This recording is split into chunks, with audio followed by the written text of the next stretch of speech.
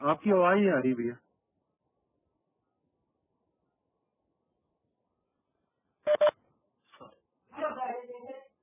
हाँ सॉरी, जो है ये इसमें ये हुआ था। चलिए, किसी भी कार्य को करने से पहले उसका उद्देश्य मालूम होना चाहिए। तो उद्देश्य मालूम हो जाता तो उस कार्य में और मन लगने लगता है। गायत्री जब हम साधना करते हैं तो उसका भी उद्देश्य जो है अपने को जानना चाहिए, जानने का प्रयास करना चाहिए कि ये साधना कहाँ पे काम करती है और किस स्तर पर काम करती है, इसमें कहाँ पर जो है किस लेवल पे जाके अंतःकरण में कहाँ पर जो है ये अपना प्रभाव डालती है और व्यक्तित्व का बदलाव कैसे होता है, व्यक्तित्व का विकास कैसे होता है, ये जानना बहुत जरूरी है। क्योंकि जानेंगे तो अपने अंदर जो परिवर्तन हो रहा है तो मालूम पड़ेगा कि कहाँ कहाँ पर कैसे परिवर्तन हो रहा है, और किसी दूसरे को बताया जा सकता है कि गायत्री उपासना जो है जब प्रभाव डालती है तो किस तरीके से अपना प्रभाव डालती है।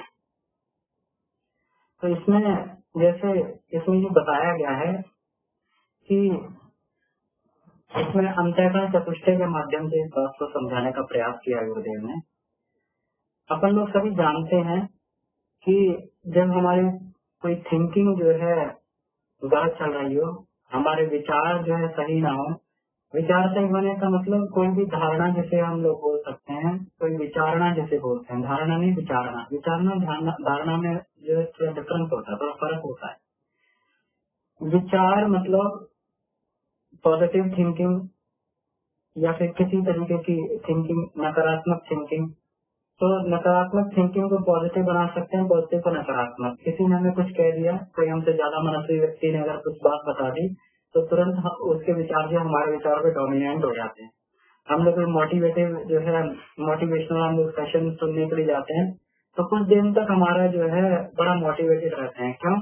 क्योंकि वो विचार जो है तो उस व्यक्ति के विचार हमारे विचारों पे डोमिनेंट हो गए, लेकिन फिर जो है वो मोटिवेशन कुछ दिन बाद खत्म हो जाता है, हम पुराने डर्रे पे आ जाते हैं। तो इसका मतलब जो है नए विचारों से पुराने विचार बदलना जो है बड़ा सरल होता है। ज्ञान द्वारा ज्ञान को भी बदला जा सकता है। अगर कोई चीज का ज्ञान नहीं है हमें और कोई अगर व्यक्ति हमें ज्ञान देता है तो ज्ञान देने से क्या होता है कि हमारा ये जो है अज्ञान हट जाता है, अज्ञान हट जाता है हमारा। तो इसमें भी कोई कठिनाई नहीं होती। लेकिन कठिनाई वहां पर आती है जब बात स्वभाव की हो, इच्छा की हो, जब प्रकृति की बात हो कि किसी व्यक्ति की प्रकृति क्या, नेचर क्या है, जब उसको बदलना हो तब वहां पर जाके कठिनाई महसूस होती है, किसी की आदत को बदलना हो। अब 3-4 दिन का कोई कार्य कर लिया तो 3-4 दिन कोई कार्य करने के बाद जो व्यक्ति धरातल पर आता है तो क्या हुआ कि वो अपनी आदतों पर वशीभूत होकर फिर जो है दोबारा उसी क्रम में आ जाता है जैसे वो पहले चल रहा था, पहले ढर्रे में चल रहा था। क्यों? क्योंकि आदतों को बदलना इतना आसान नहीं होता। आदतें जो है संस्कार से जुड़ी हुई हैं, संस्कार को बदलना इतना आसान नहीं होता। और ये विचार तो जो है हमारा कुछ दिन स्वाध्याय कर लिया या हमने सत्संग कर लिया तो विचार तुरंत बदल जाते हैं और विचारों का संचय तुरंत हो जाता है। लेकिन जो संस्कार का संचय है ये जन्म जन्मांतर से होता है। ये जन्म जन्मांतर से जो हमारे संस्कार हमारे चित्त पर जो है हावी होते रहते हैं, चित्त पर जो है समाये रहते हैं। पाशिक वृत्तियों के संस्कार जो है चित्त पर जमा होते रहते हैं। तो इस वजह से ये संस्कारों को बदलना इतना आसान है, क्योंकि संस्कारों की उम्र जो है, संस्कारों की आयु हमारे विचारों से बहुत बड़ी है। या फिर ऐसा कहें कि अगर कोई अगर 5 बच्चा हो और अगर कोई प्रौढ़ है उसके सामने या कोई जो है 20 साल का 25 साल का व्यक्ति है तो दोनों ऑब्वियसली अगर आपस में लड़ेंगे तो जो है जीतेगा कौन? जीतेगा वो जो प्रौढ़ है 20-25 साल का है। और 5 दिन का बच्चा 10 दिन का बच्चा, उसको तो बेचारे को बोध भी नहीं होता है, तो वो कहाँ जीत पाएगा। तो ऐसे ही जो है हमारे जो पाशिक हमारी वृत्तियां हैं, हमारी आदतें हैं, ये हमेशा हमारे संस्कार हमारे जो विचारों के ऊपर हावी पड़ जाती है। जैसे हमने कहा कि हम जो है सुबह उठ के प्रतिदिन उठ के हम लोग मॉर्निंग वॉक के लिए जाया करेंगे। 4 दिन तो गए लेकिन 5वें दिन फिर वही जो है वही मन में आने लगता है, छोड़ो क्या जाना है मॉर्निंग वॉक के लिए, सोने में आनंद है, ये है। तो इस तरीके से क्योंकि वो चित्त पर आदत बहुत दिनों की जो है वो डिपॉजिट हो रही थी, वो आदत से प्रमाद बहुत दिनों से हमारे इसमें चित्त में संस्कार के रूप में विद्यमान था। और जब वो उसका अंदर तूफान आया तो वो सारे के सारे विचार जो उसके सामने हिल गए, सारे के सारे मोटिवेशनल विचार उसके सामने हिल गए।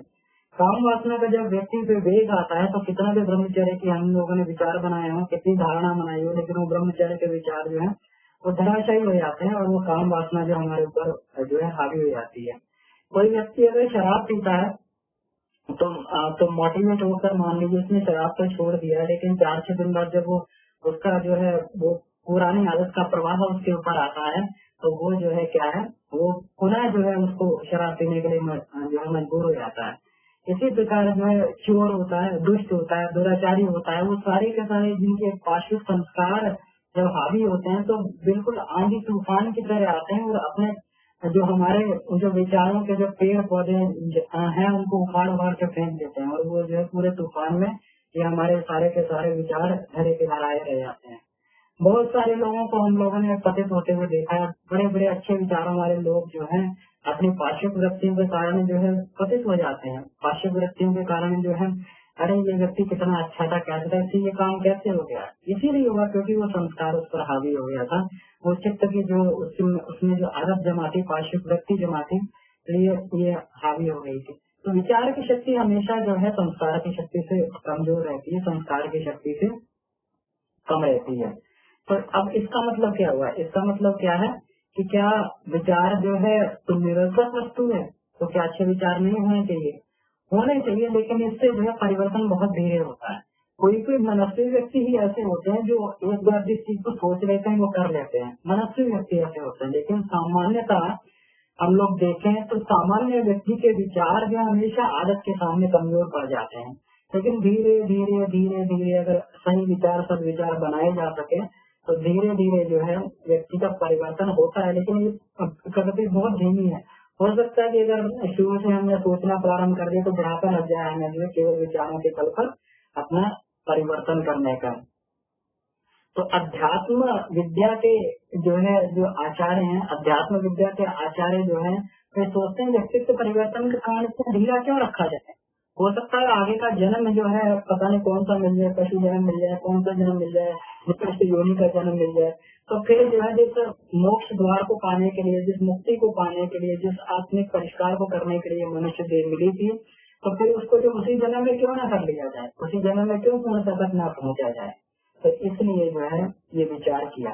तो विचार करके जो है इसमें जो आचार्य ने जो जिस जिस क्रम का जिस विधा का उन्होंने जिस आविष्कार के उस विधा को बोला जाता साधना। साधना साधना के माध्यम से बड़ी तीव्रता से जो है हमारे अंदर की पार्श्व वृत्तियों का हमारा निराकरण हो जाता है। तो अब इसको जानने के लिए, साधना का जानने के लिए हमें जो है ये अंतःकरण चतुष्टय को पहले जानना हमारे लिए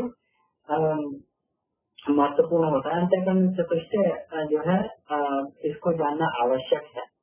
हमारे अंतःकरण की 2 परतें होती हैं।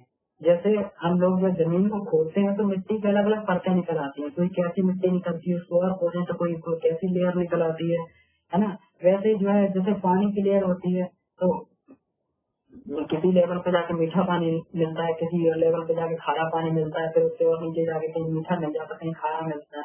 तो अलग अलग तरीके की परतें होती है। वैसे ही हमारी मनोभूमि की भी जो है 2 मुख्य परतें होती है। एक जो स्थूल मन क्षेत्र होता है, सूक्ष्म मन क्षेत्र होता है। तो स्थूल मन क्षेत्र में जो है हमारे मन और बुद्धि काम करता है और सूक्ष्म मन क्षेत्र में हमारा चित्त और अहंकार काम करता है। तो अब ये काम कैसे करते हैं। अब मान लीजिए कोई भी हम विचार करते हैं तो मन का कार्य होता है विचार करना, सोचना, थिंकिंग प्रोसेस। हमारा जो मस्तिष्क है ये थॉट जनरेटर है। ये जो है कुछ न कुछ हमेशा सोचता रहेगा, कोई न कोई थॉट हमेशा या तो अंदर से पैदा होंगे या फिर वातावरण से हम लोग प्रभावित होकर थॉट को खींच लेंगे। और विचार से ही जो है व्यक्ति प्रभावित होकर कोई कर्म करता है। अब मान लीजिए हमें जो है कहीं जाना है तो सबसे पहले विचार आएगा कि हमें वहाँ जाना चाहिए, और फिर जो है विचार के माध्यम से आगे व्यक्ति विचार का सूत्रपात जब आगे होता है तो व्यक्ति वो कर्म करता है, वहाँ पर जाता है। या कोई अमुक अमुक अपनी इच्छा की पूर्ति करता है। लेकिन अब ये देखा जाए कि सारे के सारे विचारों की पूर्ति तो नहीं होती है। हम सारे के सारे विचारों को तो नहीं इम्प्लीमेंट कर देते हैं, कुछ ही विचारों को इम्प्लीमेंट करते हैं। क्यों? क्योंकि विचार के ऊपर बुद्धि का अंकुश होता है। बुद्धि जो है, बुद्धि का काम होता है कि जो भी विचार मन में आया उसको पूरा कैसे किया जाए, उसके लिए मार्ग ढूंढना, उसका निर्णय करना कि ये करने लायक है कि नहीं करने लायक है। तो जो भी सभ्यता होती है, लोकाचार होता है, सामाजिक नियम होते हैं, धर्म कर्तव्य होता है, और संभव असंभव का ध्यान करके बुद्धि ये निर्णय करती है कि विचार जो है इसको कर्म में परिवर्तित किया जा सकता है या इसको नहीं किया जा सकता कर्म परिवर्तित। तो जिस पर बुद्धि जो है निर्णय अपना पॉजिटिव दे देती है, जिस भी विचार को बुद्धि जो अपना सपोर्ट दे देती है, तो वो विचार को कर्म रूप में हम लोग उसको कर्म रूप में उसका जो है रूपांतरण करते हैं, वो कार्य हो जाता है। तो बुद्धि का जो है मन के ऊपर एक अंकुश रहता है, विचार के ऊपर एक अंकुश रहता है। अब इसके गहरे परत में चित्त और अहंकार आते हैं। अब चित्त को जो है डेटाबेस समझ लेना चाहिए। डेटाबेस मतलब जो है चित्त जो है हमारा ये हमारा ये स्टोरेज का काम करता है। जो भी आदतें होंगी, जो भी आदतें हमने जमा करी होंगी, वो चित्त में जाकर स्टोर होती रहेंगी, चित्त में ही जाकर जो है वो सेव होती रहेंगी। तो इसमें वो चित्त में चित्त एक डेटाबेस है। जो भी हम आदत का अभ्यास कर लेंगे वो चित्त में जाकर स्टोर हो जाएगा। जैसे मान लीजिए हम लोग गाड़ी चलाना सीखते हैं, तो जब हम पहली बार हमने गाड़ी चलाई होगी तो बड़ा सामने ध्यान रहा होगा, स्टीयरिंग की तरफ बड़ा ध्यान होगा, बड़ा कॉन्शियस होकर हम लोग गाड़ी चलाते हैं, बड़ा कॉन्शियस होकर कहीं लग ना जाए, और पूरा जो है क्लच पर ध्यान, ब्रेक पर ध्यान, पूरा स्टीयरिंग पर ध्यान, दोनों हाथ से स्टीयरिंग पकड़ के और जो चलाते हैं। लेकिन धीरे धीरे जब गाड़ी चलाने के अभ्यास हो जाते हैं तो क्या होता है, हमारे सबकॉन्शियस माइंड में या चित्त में जाकर उसकी प्रोग्रामिंग स्टोर हो जाती है। तो एक हाथ से स्टीयरिंग पकड़ते हुए और फिर एक हाथ गियर पे रहता है, गियर के लीवर पे रहता है, एक हाथ स्टीयरिंग पे रहता है, और गाने भी सुनते रहते हैं, फोन कॉल भी अटेंड करते रहते हैं। लेकिन उससे भी जो है कि मतलब कहीं कुछ आ जाए तो उसको भी बचा लेते हैं, और कभी हम अपने ऑफिस का रास्ता भी नहीं भूलते हैं। क्यों? क्योंकि वो चीज जाके चित्त में डिपॉजिट हो गई, वो परमानेंट स्टोरेज में चली गई। जैसे कंप्यूटर में दो तरह की स्टोरेज होती है, एक रैम होती है और एक जो है प्राइमरी मेमोरी होती है, और एक जो है उसकी सेकेंडरी मेमोरी होती है। प्राइमरी मेमोरी रैम बोलते हैं, तो रैम में सारे प्रोग्राम जो एग्जीक्यूट होते हैं। रैम टेम्परेरी स्टोरेज होती है, तो वहीं से जो है हमारा प्रोसेसर उठा के एग्जीक्यूट करता है चीजों को। लेकिन उसको परमानेंट अगर स्टोरेज करना हो, परमानेंट स्टोरेज करना हो, तो रैम से उठा के फिर जो है उसमें डाला जाता है, हार्ड डिस्क में डाला जाता है। तो हार्ड डिस्क में जाकर जो है वो परमानेंट स्टोरेज हो जाती है। कंप्यूटर बंद होने के बाद में भी उसको रिट्रीव किया जा सकता है, क्योंकि वो हार्ड डिस्क में पहुंच गया जाके। इसी तरीके से जो है हमारा जो कॉन्शियस माइंड होता है, इसको रैम बोलना चाहिए, जिसमें जो हमारा कॉन्शियस माइंड या जिसे बोलना चाहिए चेतन मन होता है, तो वो जो है जो हमारे थॉट प्रोसेस होती है उसको चलाता है।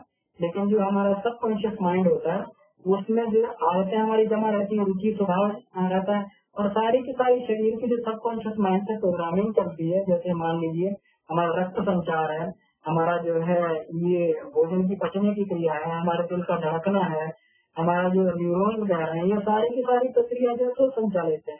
इसकी प्रोग्रामिंग कहाँ पे सेव्ड है? इसकी प्रोग्रामिंग जो है हमारी इसकी प्रोग्रामिंग हमारे चित्त में सो रहती है, सबकॉन्शियस माइंड, और सबकॉन्शियस माइंड जो उसको गवर्न करता रहता है, भले ही हमारा चेतन मन सो जाए, भले ही हमारा चेतन मन किसी स्थिति में हो। अब बात आती है अहंकार की।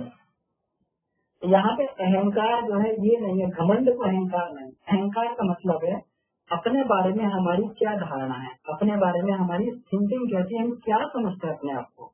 कोई व्यक्ति अपने आप को ब्राह्मण शूद्र समझता है, कोई व्यक्ति अपने पापात्मा समझता है, कोई अपने आप को पुण्यात्मा समझता है। रियल जो हमारी अपने आप में के बारे में धारणा है, कोई व्यक्ति जो है अपने आप को मूर्ख समझता है, कोई बुद्धिमान समझता है, कोई व्यक्ति अपने आप को तुच्छ महान समझता है, कोई जीव समझता है, तो कोई ब्रह्म समझता है।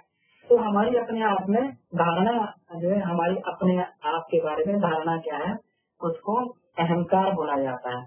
तो जैसा जो अहंकार होगा वैसे ही हमारे चित्त में जो अहंकार जिस व्यक्ति का जैसा होता है, यानी मेरे बारे में मेरा ईगो क्या है, उसी प्रकार के जो है चित्त में संस्कार जो है एक्टिवेट हो जाते हैं।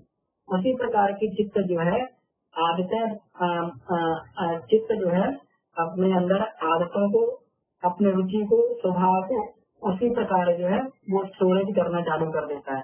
जैसे मान लीजिए कि हमारा जो है जमीन होती है, जमीन कई तरीके की मिट्टी होती है।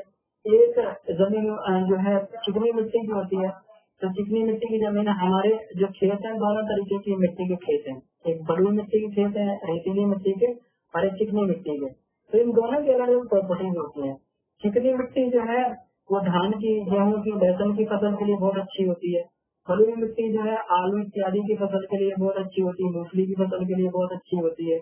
अब उसमें अगर चिकनी मिट्टी में आलू कर देंगे तो आलू टेढ़ा मेढ़ा हो जाएगा, आलू की ग्रोथ पूरी नहीं होगी।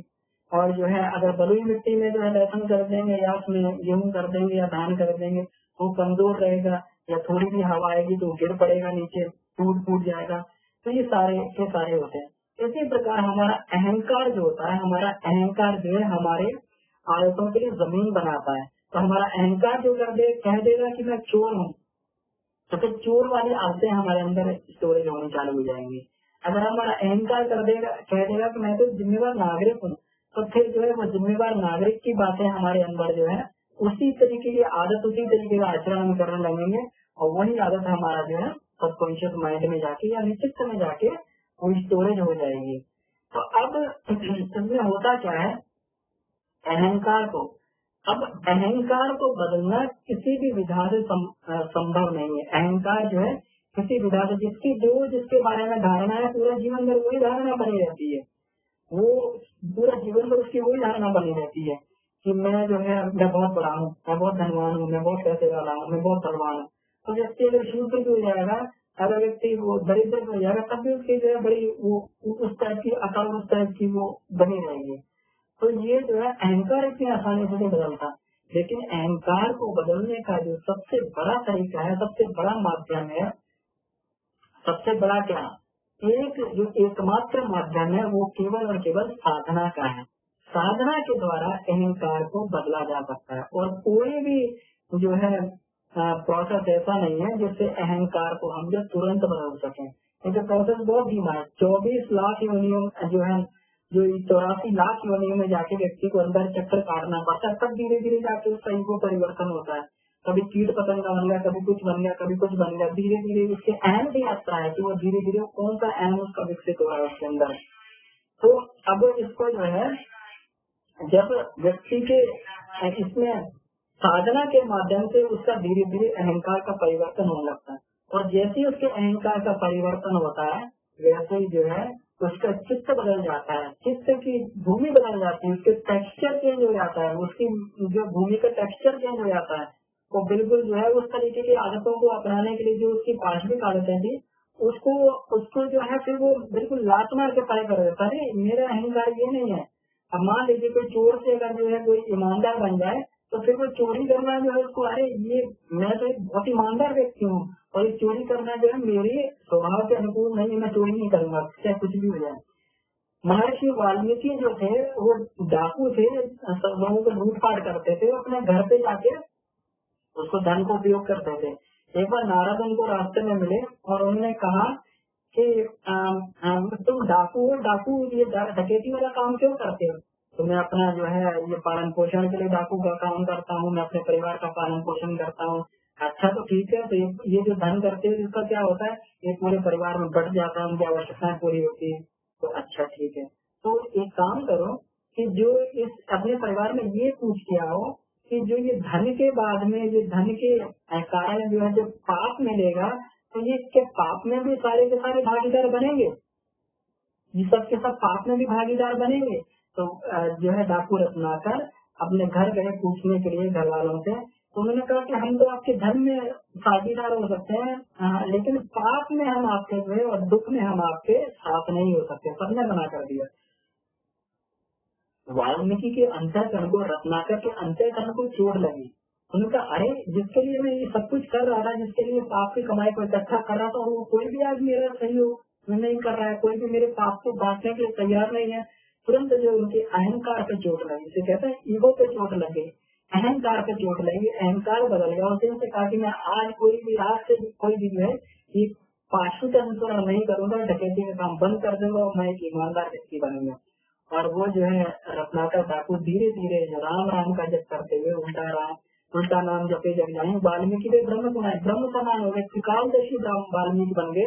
उन्होंने पूरे पूरे रामायण काव्य की रचना पूरी की पूरी जो उन्होंने भविष्यवाणी कर दी, और रामायण का पूरा होने से पहले ही पूरा का पूरा उन्होंने रामायण को लिख कर रख दिया।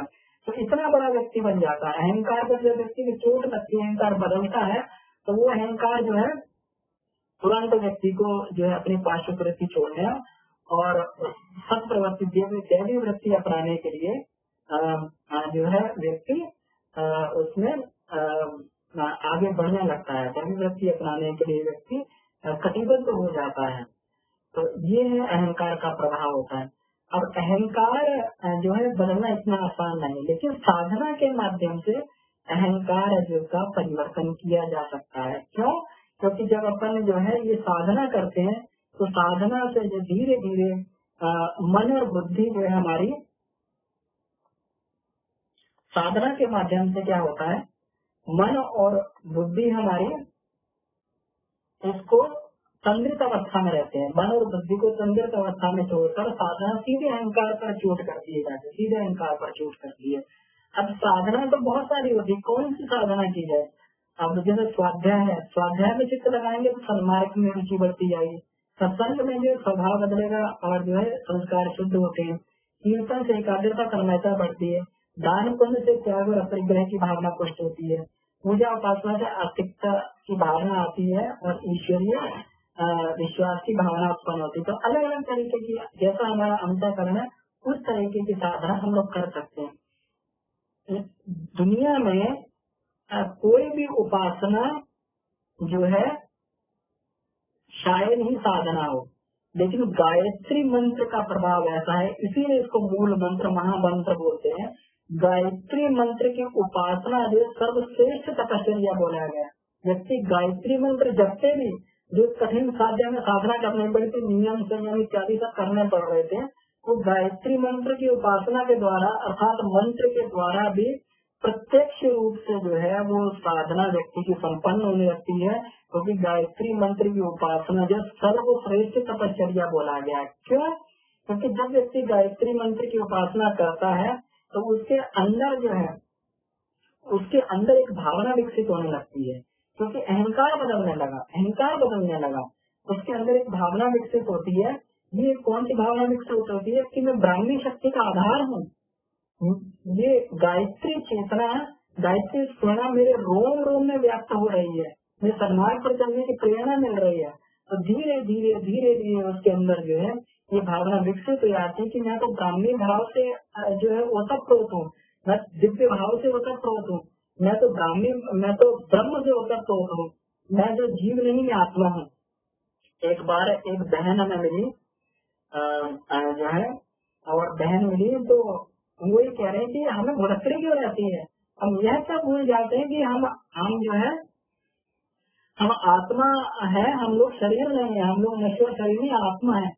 तो वो बहन कहने लगी कि मैं इस बात को याद रखने के लिए मैं अपने पेज पे बार बार सैकड़ों बार लिखती हूँ, मैं आत्मा हूँ, मैं आत्मा हूँ, मैं आत्मा हूँ, मैं आत्मा हूँ, लेकिन फिर भी जो मुझे भुलक्कड़ी बनी रहती। क्यों? क्योंकि अभी हमारा अहंकार नहीं बदला है।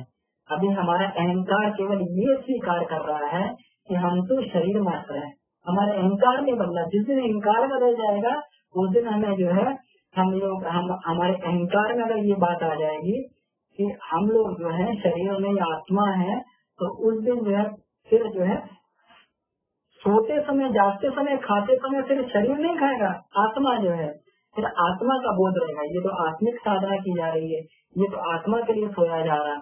फिर कबीर वाली स्थिति हो जाएगी, आंख न रोंदू कान न रोंदू काया कष्ट न धारू, खुले नयन से हंसो देखो सुंदर सुंदर रूप निहारू साधु सहज समाधि बनी।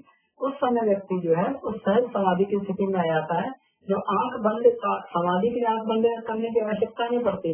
हर एक कर्म जो है ब्रह्म कर्म समाधि नाम जिसको बोला गया है, ब्रह्म कर्म में ही हमारी समाधि की अवस्था होती है। तो ब्रह्म कर्म समाधि नाम जिसे बोला गया, तो वो वाली अवस्था जो है हमारे अंदर विकसित होने लगती है, वो वाली अवस्था हमारे अंदर विकसित होने लगती है। तो ये जो है जब हमारा अहंकार बदलता है कि मैं शरीर में मैं आत्मा हूँ, और इस अहंकार को बदलने के लिए ही सोहम साधना की जाती है। इस अहंकार को बदलने के लिए आत्मानुभूति योग किया जाता है, इसी के लिए स्वसंयम किया जाता है, इसी के लिए ग्रंथि भेदन किया जाता है कि ये हमारा अहंकार बदल जाए। हम लोग अपने आप को ये शक्तिशाली समझते हैं, हमें धन का अहंकार है, हमें जो अपने ज्ञान का अहंकार है, ये सारी की सारी ग्रंथियों को ग्रंथि भेदन के माध्यम से छोड़ा जाता है। और जो है हम लोग अपने धरातल पे आते हैं कि मैं शरीर में मैं आत्मा हूँ। और ये सबसे कठिन काम है, अपने आप को आत्मा के रूप में रियलाइज करना, अपने अहंकार को बदलना सबसे कठिन काम होता है। तो अपने अहंकार को, जो हमारी गायत्री उपासना है, जो गायत्री साधना है, ये धीरे धीरे गायत्री उपासना हमारे अहंकार को बदलने लगती है। अब मेरे खुद के जीवन की, आप सब लोगों की, क्योंकि आप सभी लोग अनुभवी हैं, सब लोगों के जीवन की अनेक घटनाएं होंगी। मेरे खुद के जीवन की जो है एक घटना है कि मैं शुरू से मेरा मन जो है बहुत चंचल था। कहीं पे भी मैं जो है किसी एक स्थिति में नहीं रहता था। क्लास में जो है सबसे अधिक शरारती बच्चा मैं था, और जो भी मेरे पास बैठना कोई पसंद नहीं करता था, क्योंकि जिसके भी पास में बैठे आता था तो मैं खुद तो पढ़ता नहीं था, दूसरे को भी नहीं पढ़ने देता था कभी भी। तो ये मेरा जो है हाई स्कूल तक जो है इंटर तक मेरी जो है यही आदत ये बनी रही। लेकिन मन में एक पश्चाताप होता था, मन में एक पश्चाताप ये होता था कि मतलब मेरी अच्छी आदत क्यों, मुझे भी सिंसियर बनना चाहिए, मुझे भी जो है गंभीर बनना चाहिए, मेरे स्वभाव में गंभीरता क्यों नहीं है। तो गायत्री उपासना करते करते धीरे धीरे ग्रेजुएशन पोस्ट ग्रेजुएशन में आते समय इस तरीके से स्वभाव बदल गया कि मेरे साथ कोई जो है क्लास से आउट होकर लेट भी पहुंचता था, तभी टीचर उसको जो है कभी डांटते नहीं थे, घुसा लेते थे। अरे ये अमन के साथ में बाहर गया तो जरूर इसका कोई न कोई उद्देश्य होगा, जरूर ये लोग कोई पॉजिटिव चीज को लेके ये लोग क्लास में लेट हुआ है। तो इतने मतलब सिंसियरिटी चीज आंख बंद करके भरोसा करने लगे थे। तो फिर कभी ये जब गूढ़ विश्लेषण किया तो ये कौन सी चीजें जिससे इतना बड़ा परिवर्तन कर दिया, तो केवल और केवल एक ही चीज दिखाई दी, क्योंकि उम्र बढ़ने से कभी व्यक्ति का स्वभाव नहीं बदलता, जो बचपन में वही जो है बुढ़ापे तक स्वभाव बना रहता है। तो जब गूढ़ विश्लेषण किया गया तो एक ही चीज समझ में आई कि गायत्री उपासना के ही जो प्रभाव है, यही उपासना का प्रभाव धीरे धीरे इसमें जो है जो सत्संग व्यक्तियों का संवर्धन हुआ है, जो दुष्ट वृत्तियों का उन्मूलन हुआ है, ये केवल और केवल जो है ये गायत्री उपासना के बल पे ही हुआ है धीरे धीरे। और कठिन से कठिन साधनाएं जो है, जो जिनके लिए मन डरता था, वो धीरे धीरे बड़ी सहज हो गई और सहजता से संपन्न होती हुई चली गई। तो ये केवल और केवल गायत्री माँ का ही आश्रय था। जैसे कहते हैं कि अपन जो है गायत्री जब करते समय श्रद्धा से अपन गायत्री माता के दुग्ध का पान करते हैं, और दुग्ध का पान करते करते धीरे धीरे व्यक्ति हंस वृत्ति हो जाती है, उसकी बुराइयों को छोड़ देता है और अच्छाइयों को ग्रहण करने लगता है। जब हंस जो है, हंस के बारे में धारणा की जाती है कि वो मोती मोती केवल खाता है और मोती न मिले तो फिर वो लंघन कर जाता है, भूखा रह जाता है। तो धीरे धीरे और ये सबके साथ में होगा, और ये सबके साथ में होगा, और बहुत बड़े बड़े उनके अनुभव होंगे। हम सभी लोग सबके अनुभव की चर्चा करेंगे। तो मैंने अपने जीवन में बहुत सारे परिवर्तन इस तरीके के देखे जो आमूल परिवर्तन थे, और जो लगता था कि बिल्कुल जो है एकदम ये कठिन और असहज जानने वाले परिवर्तन, तो ये संपन्न हो गए। तो गायत्री जो है ये साधना जो है बिल्कुल वैज्ञानिक ढंग से काम करती है। गायत्री मंत्र की उपासना वैज्ञानिक ढंग से काम करती है। जो भी अपन लोग व्रत पूजा अनुष्ठान जो करते हैं, तो बिल्कुल का बिल्कुल हमें पता नहीं लगता कि ये कहाँ पर परिवर्तन हो रहा है, क्योंकि विचार और बुद्धि जो है, विचार और बुद्धि तो ये छूता भी नहीं, ये सीधा अहंकार पर परिवर्तन कर देता है। और इसलिए हमें, क्योंकि ये स्थूल जो मन होता है, स्थूल मन को हम एनालाइज कर सकते हैं कि कौन सा विचार चल रहा है, कौन से जो हम लोग क्या सोच रहे हैं क्या नहीं सोच रहे, लेकिन अंदर अहंकार में क्या चल रहा है इसको एनालाइज करने के लिए बिल्कुल नीचे उतरना पड़ता है। और ये हम महसूस भी नहीं कर पाते कि हमारे अहंकार में हमारे चित्त में क्या परिवर्तन हो रहा है। और गायत्री मंत्र धीरे धीरे करके हमारे अहंकार को बिल्कुल परिवर्तन कर देता है। इसीलिए इसको जो बोला गया महामंत्र जितने जग माई ओम गायत्री समनाई। गुरुदेव ने इसीलिए जो है योग निर्माण योजना मिशन के साथ में स्वाध्याय के साथ में ये साधना को जुड़ा। जो साधना और साधना में ये चारों जो तरह साधना, स्वाध्याय, संयम और सेवा, तो साधना को सर्वोपरि रखा कि पहले अपने आप को बदल लिया जाए साधना के माध्यम से, फिर जो है स्वाध्याय की ओर बढ़ा जाए, संयम की तरफ बढ़ा जाए, और फिर जो है सेवा की तरफ आगे बढ़ा जाए। तो इसमें सब में जो है इसीलिए पहले उपासना को रखा गया और फिर साधना, फिर आराधना के क्रम को रखा गया। यानी जो आराधना है या सेवा है, ये अपने से नहीं की जाती, ये तो उपासना और साधना की जब गंगा यमुना आपस में मिलती हैं तो आराधना की जो सरस्वती अपने आप अंदर से फूट पड़ती है। तो सेवा की भावना अंदर से अपने आप फूटती है। व्यक्ति सेवा किए बिना रह नहीं सकता। वो जो भी कार्य करता है वो सेवा रूप ही करता है। जो भी कर्म करता है उसके जगत के संसार की सेवा के लिए होते हैं। वो सांस भी लेता है, खाता है, तो जगत की संसार की सेवा के लिए होता है। तो ये बहुत ही वैज्ञानिक प्रणाली है गायत्री मंत्र की उपासना। गायत्री मंत्र साधना जो है बहुत ही एक वैज्ञानिक प्रणाली है। ये परा को, ये अपरा प्रकृति जैसे हम जो भौतिक प्रकृति बोलते हैं, ये परा प्रकृति में बदलने का विज्ञान है। अर्थात भौतिक से आत्मिकता की तरफ जाने का विज्ञान है। ये जो है पशु वृत्तियों से देव वृत्तियों की तरफ जाने का विज्ञान है। तो ठीक है, तो आज का जो है यहीं तक ही रखते हैं इसको। अगर किसी का कोई प्रश्न हो तो पूछ सकते हैं। मैं अपने आप को म्यूट कर रहा हूँ।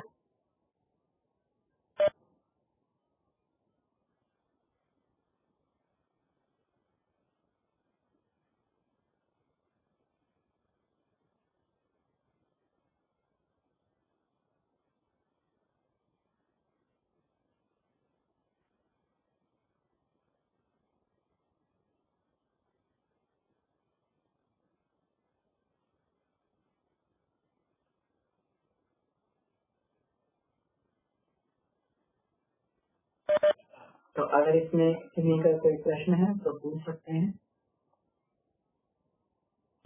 ये बहुत बेसिक क्वेश्चन है, जी बहुत बेसिक है। मतलब किसी को वो भी लगेगा क्या कुछ है। मतलब गायत्री साधना क्या है? मतलब जप है गायत्री, हम उपासना को जप बोलते हैं, है ना? तो साधना क्या है? मतलब डिसिप्लिन में रह के जप करना, मतलब एग्जैक्टली क्या है? आराधना समझ में आता है, किसी की सेवा करना, उपासना समझ में आता है। साधना मतलब अपने आप को डिसिप्लिन करते जाना विद टाइम, या क्या चीज? बिल्कुल, साधना का मतलब सदके करना है। जैसे मान लीजिए कि एक जो है जब कोई, मान लीजिए हम लोग गाड़ी भी चलाते हैं तो सदके चलाते हैं, है ना। मतलब कहते हैं ना कि रोड पे चले तो सदके चलो। जब भी हम गाना भी गाते हैं, कोई गायक गाता है तो सदके गाओ, है ना। सदने का मतलब ये हुआ कि उसमें जो है प्रवीणता हासिल कर लेना, ताकि हम डगमगाए नहीं कहीं पे। तो ये साधना वर्ड जो है ये जीवन साधना, इसका पूरा रूप है जीवन साधना। ताकि जो हम जीवन साधना का मतलब हो गया कि हम जब भी कार्य करें तो मनुष्योचित गौरव के अनुरूप करें। हमारा कोई भी कार्य ऐसा ना हो जो मनुष्य गौरव के अनुरूप ना हो। हमारे सारे के सारे काम, सद के काम करने का मतलब है कि कोई भी ऐसा काम ना किया जाए जो हमारे गौरव के अनुरूप ना हो। मतलब हमारे हर एक काम में जो है प्रेम, करुणा, संवेदना, इन सब चीजों का हमारे में सम्मिश्रण है। मतलब दैवी भावना हमारे में, मनुष्य को जो है देवता बोला गया है। तो इसका मतलब ये साधना का मतलब जीवन साधना है बेसिकली। तो इससे जीवन साधना में, गायत्री उपासना से जो है जीवन साधना में कैसे हेल्प मिलती है, ये इसमें बोला गया है कि जब हम सुबह गायत्री मंत्र की उपासना करते हैं, तो जब गायत्री मंत्र की उपासना करते हैं श्रद्धा पूर्वक, जब गायत्री है तो हमारे आसपास में गायत्री का घेरा बन जाता है। या फिर जो है गायत्री महाविज्ञान के दूसरे भाग में जो गायत्री जो हमारा हृदय में, गायत्री हृदय में जो है ये बताया गया है कि सुबह की गायत्री होती है। सुबह की गायत्री जो है ये इसको ब्राह्मी गायत्री बोलते हैं, क्योंकि ये अपने साधक को ब्रह्मी भाव प्रदान करती है। यानी इसको सदविचार सद्गुण प्रदान करती है। तो क्योंकि गायत्री का और उसका ब्राह्मी गायत्री का जो है जो उसका वाहन होता है हंस होता है। इसका मतलब क्या हुआ, जिसके मस्तिष्क पर गायत्री बैठ जाती व्यक्ति हंस की तरीके से काम करता है। तो जब अपन संध्या वंदन कर लेते हैं तो अंदर एक बिल्कुल ही चित्त शांत रहता है, एक चित्त प्रज्ञा वाली स्थिति बन जाती है दिन भर के लिए, सुबह से शाम तक के लिए। फिर अपन जो है गायत्री उपासना के माध्यम से फिर अपना जो इसको क्या है कवच अपन मजबूत कर लेते हैं, ताकि हम लोग सद के चल सके।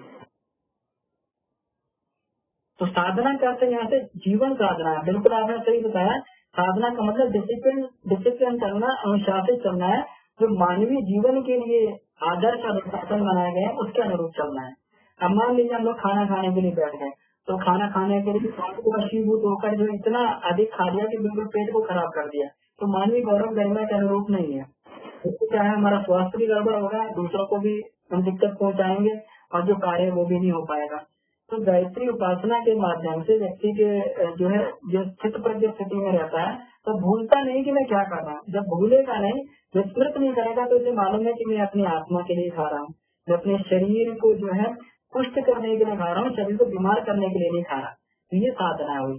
तो साधना जो है अपन जो है इसमें संयम के माध्यम से अपन करते हैं, अर्थ संयम, समय संयम, विचार संयम और जो है इंद्रिय संयम।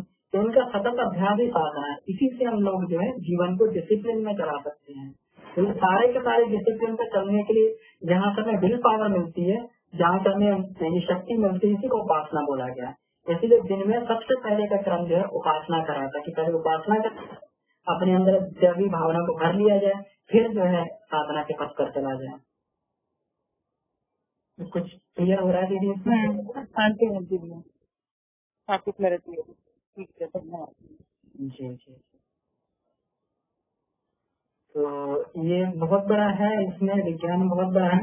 पहले तो मुझे ये फील होता था कि गायत्री उपासना जो है बड़ी लेट में जाके ये प्रभाव डालती है। ये क्योंकि चित्त का शोधन करती है, अहंकार का शोधन करती है, तो बहुत धीरे धीरे प्रोसेस चलती है। क्योंकि अहंकार चित्त से शोधन जो है बहुत टाइम टेकिंग प्रोसेस है, बहुत समय लगता है इसमें। लेकिन फिर धीरे धीरे अब ये जो है फिर ये एकदम अनुभव हो गया। अब तो जब उपासना करके उठते हैं तो लगता है कि हाथों हाथ मिल गया एकदम, बिल्कुल एकदम। और विश्वास मानिए, जिस दिन मेरी उपासना नहीं होती उस दिन चित्त की पांचवी वृत्तियां इतनी हावी हो जाती हैं कि उस दिन मुझे खुद पता नहीं लगता, कि मतलब एक पशुवत जीवन जैसा लगता है। बिना उपासना के जीवन एकदम पशुवत लगता है, पता नहीं लगता है कहाँ पे जाके कैसा एक्सीडेंट हो जाए। जैसे व्यक्ति शराब के नशे में गाड़ी ड्राइव करता है, पता नहीं लगता कहाँ पे क्या एक्सीडेंट हो जाए, तो एक्सीडेंट की जो संभावना बढ़ जाती है। इसलिए गुरुदेव ने ये जो सूत्र दिया है कि उपासना के बिना जो है उपासना के बिना भोजन नहीं, और जो है स्वाध्याय के बिना सोना नहीं। तो ये वास्तव में बहुत बड़ा सूत्र है कि भोजन तब तक करें जब तक अपनी उपासना न कर लें, जब तक जो है अपने आप को दैवी विचारों से भरना लिया जाए।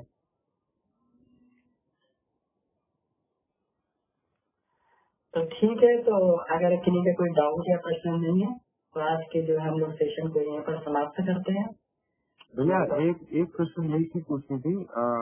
जैसा भैया आपने बताया कि जो है जो हमारा जो मन मस्तिष्क है वो विचारों का जो उद्गम स्थान है, तो हम इसमें ऐसे मान सकते हैं क्योंकि मन और मस्तिष्क एक तो नहीं है, क्योंकि मन को अगर हम जो है सूक्ष्म और मस्तिष्क को स्थूल माने, या फिर इसके अलावा भी हम कुछ इसे मान सकते हैं। हाँ, तो मन जो है हमारा माइंड हुआ है, ये जो है इसका एडवांस फॉर्म है। मस्तिष्क तो केवल ये थॉट जनरेटर है, ये केवल थॉट को प्रोसेस करता है। लेकिन मन जो है वो साथ में थॉट के साथ में प्राण को भी मिला देता है। तो मतलब वो कार्य करने के लिए हमारी इंद्रियां जो है फिर लालायित हो जाती है। तो मन जो है इंद्रियों का भोग करता है, और ये जो चैतन्य वस्तु है और मस्तिष्क को हम एक जड़ वस्तु कहते हैं, उसका काम तो केवल थॉट प्रोडक्शन है केवल। और मन जो है हमें कार्य करने के लिए बाधित करता है, क्योंकि हमारे प्राण भी फिर उसी दिशा में बढ़ने लगता है। क्योंकि हमारे संकल्प भी जो है, संकल्प भी मन में होते हैं, तो संकल्प भी हमारा उस दिशा में जाता है, तो प्राण भी उस दिशा में फ्लो होता है। तो वो जो है इंद्रियां भी फिर उसी दिशा में रख लेने लगती हैं। तो ये मस्तिष्क और मन में ये भेद है। ये मन जो चेतनात्मक पार्ट है और मस्तिष्क जो है बिल्कुल जड़ पार्ट है। ये इसको प्रोग्रामिंग कर दिया गया उसके लिए, प्रोसेस के लिए भी प्रोग्रामिंग करता रहता है, वो उसी हिसाब से चलता है। तो मतलब एक इसको ऐसे भी कह सकते हैं, एक सॉफ्टवेयर हो गया, एक हार्डवेयर हो गया, एक सूक्ष्म एक स्थूल, ऐसा दोनों मान सकते हैं। बिल्कुल बिल्कुल। जो मस्तिष्क है जो ब्रेन हो गया वो, और मन वो माइंड हो गया है। तो मन जो है जहाँ से विचारों को एग्जीक्यूट करने के लिए हम लोग आगे बढ़ते हैं, और ब्रेन वो हो गया जो केवल थॉट जनरेट कर रहा है, थॉट प्रोसेस कर रहा है। जी भैया, धन्यवाद भैया। इसकी अगर रिकॉर्डिंग होगी, रिकॉर्डिंग भी आप शेयर कर देना। जी भैया, रिकॉर्डिंग हम उसको यूट्यूब पे अपलोड कर देते हैं, अब ग्रुप में भी शेयर कर दिया करेंगे। तो उसमें जो है एक प्रश्न और आ गया भैया, ये थॉट से रिलेटेड। तो मतलब गायत्री उपासना करने से क्या ये जो थॉट जनरेट होगी ब्रेन में, तो क्या उससे इफेक्ट आता है होगा? बिल्कुल थॉट प्रोसेस बिल्कुल पॉजिटिव हो जाता है हमारा, क्योंकि बैरियर लग जाता है ना। अपन लोग जब शिखा स्थापन करते हैं तो क्या बोलते हैं, चित्र रूपी महामाया दिव्य तेज समावेश, ये बोलते हैं ना। तो वो चैतन्य रूप हम लोग यहाँ पे बैरियर लगा देते हैं, गायत्री मंत्र की उपासना की तरह बैरियर लगा देते हैं कि यहाँ पर केवल और केवल सकारात्मक विचार ही प्रवेश करने पाए और नकारात्मक विचार न प्रवेश करे। तो चित्र रूपी महामाया, चित्त मतलब चैतन्य रूप, महामाया वो चैतन्य रूप जो महामाया है दिव्य तेज समन्वित, जो दिव्य तेज से समन्वित है। तिष्ठ देवी शिखा मध्य, वो हमारे शिखा के मध्य में आकर प्रतिष्ठित हो। यानी क्योंकि अपन जनेऊ और जो शिखा को गायत्री का प्रतीक बोलते हैं ना, तो गायत्री यहाँ से आगे स्थापित हो जाए। तिष्ठ देवी शिखा मध्य तेजो वृद्धि पुरुषों में, और वो केवल हमारे तेज को बढ़ाए, तेज को क्षय न होने दे। तो बिल्कुल इसका प्रभाव पड़ता है विचारों के ऊपर। हाँ जी, हाँ जी,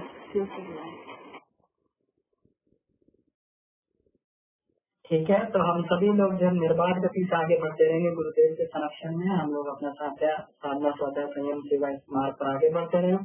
अपना आत्मचिंतन, आत्म परिष्कार, आत्मशोधन की जो प्रक्रिया, आत्मनिर्माण की प्रक्रिया को हमेशा आगे बढ़ाते रहें। ऐसी भावना के साथ मैं आज की कक्षा को जो यही विराम देते हैं। आप सभी का बहुत बहुत धन्यवाद। आइए शांति पाठ करते हैं।